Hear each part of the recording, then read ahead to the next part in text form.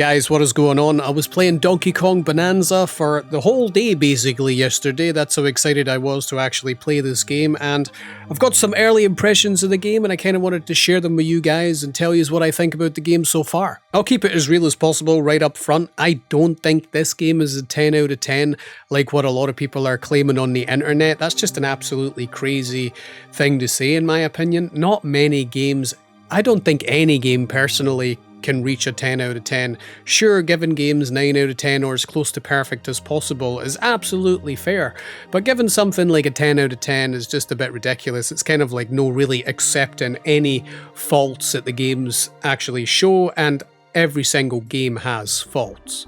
Now, for me, is the game fun? Absolutely. I've been having a lot of fun with the game. I had an 8 to 9 hour session with the game yesterday. Yes, with breaks just before people actually get on to me. I've had some people judge me on my sessions with games, but who are you to say? Everybody's got hobbies, and I think, spending a decent amount on games is completely fine in my opinion.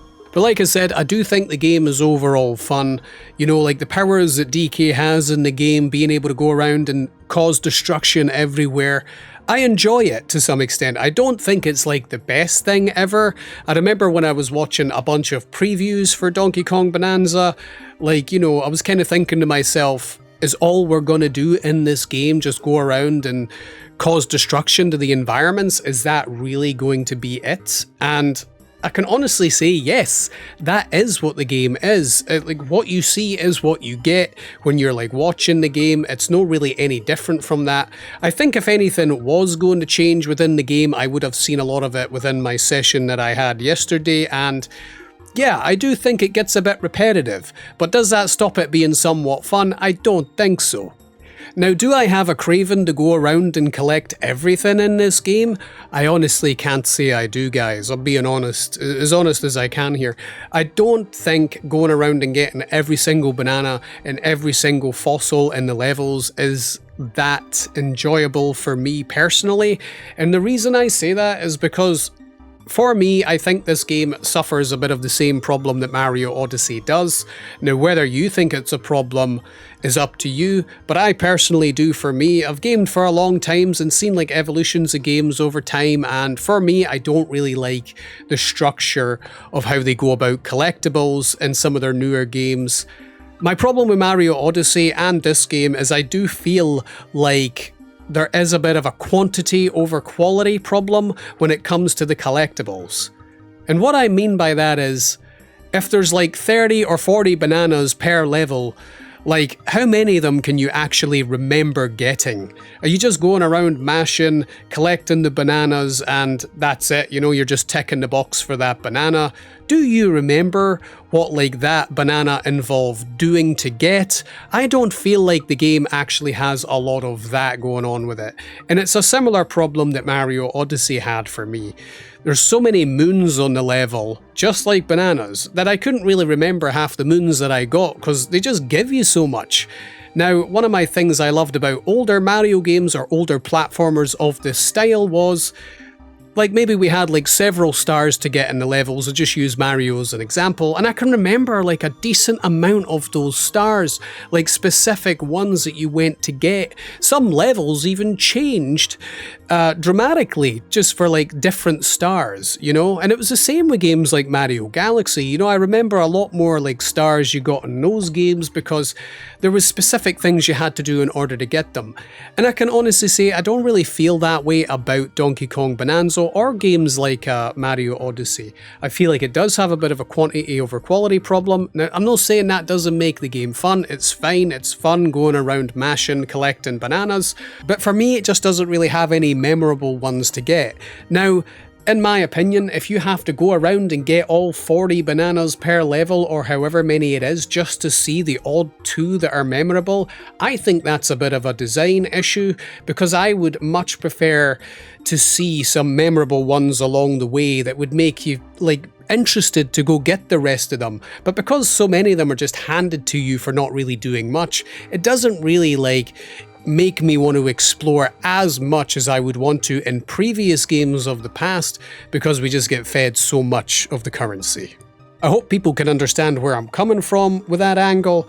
Now, whether you think it's a problem is completely up to you. I personally do think it's a bit of a problem, but I just think that's the way modern games are. A lot of games are easier to play, and I think this is just a problem that's going to be in quite a lot of games going forward. Like I say, up to you whether you see it as a problem. I personally do. I'd rather have memorable stuff happen in the level than just be given things for free, not really doing much. I do enjoy this game so far from what I've played. I love the design of the levels so far, like can't wait to see every single new level that's coming my way, how nice it looks, and you know, that's one thing I absolutely do enjoy about the Switch 2. I'm so glad, like, it's a system that can handle a beautiful looking game like this, and you know, a lot of people have been complaining about the Switch 2 in that angle, but the Switch 2 is exactly what I wanted from the next Nintendo machine. One of the things I didn't like about the old Switch was there's all these beautiful games on it that are capped at 30 FPS, maybe 480p sometimes the game can go down to, but that you just don't have that as an issue in this game, you know? It's like, I love the Switch 2 because it gives us powerful graphics from their first party games, and I can't wait to see what they're going to do in the future with some of their IPs. Now, this game does have some frame drops here and there. I ain't going to complain about it because that's just what happens with a lot of games. It doesn't really get in the way of the gameplay as far as I'm concerned. I think the gameplay is pretty tight and doesn't really drop frames all that much, and when it does, so what? It really isn't that bad. The music's also pretty good in the game. I know there's a lot of nostalgia music in here. I don't have a huge history with Donkey Kong, unfortunately, but every tune I've heard so far is pretty good, and the nostalgia throwback tunes to the older Donkey Kong Country games. And yeah, I mean, like, if there's one other complaint I've kind of got about the game, it's that I genuinely feel the bosses are kind of rubbish. You know, you'd be hard pressed to tell you're even fighting a boss because you kind of just mash them down. But, like I said earlier, I think that's just a problem of some games going forward. At the end of the day, people are going to hit me with the "these games are made for children" option select, which is completely fine. But yeah, I wish there was maybe like more challenging bosses like in the game a little bit. Maybe like some side ones that would pose more of a challenge.